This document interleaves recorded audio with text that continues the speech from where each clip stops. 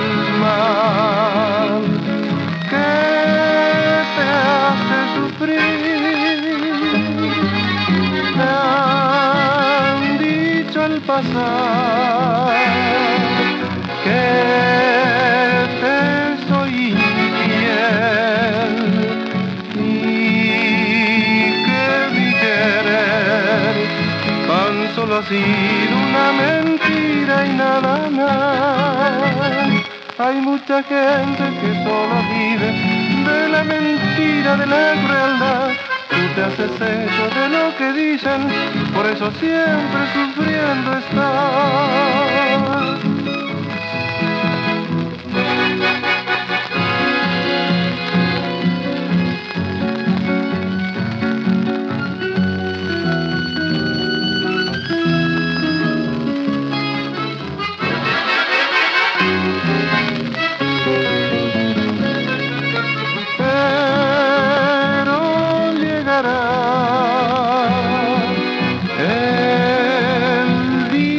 Que tú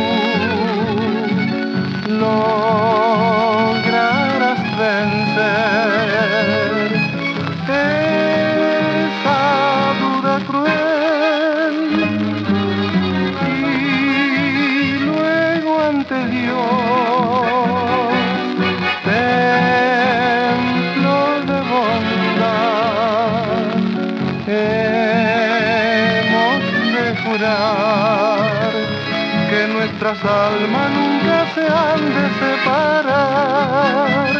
Hay mucha gente que solo vive de la mentira, de la crueldad. Tú te haces eco de lo que dicen, por eso siempre sufriendo estás.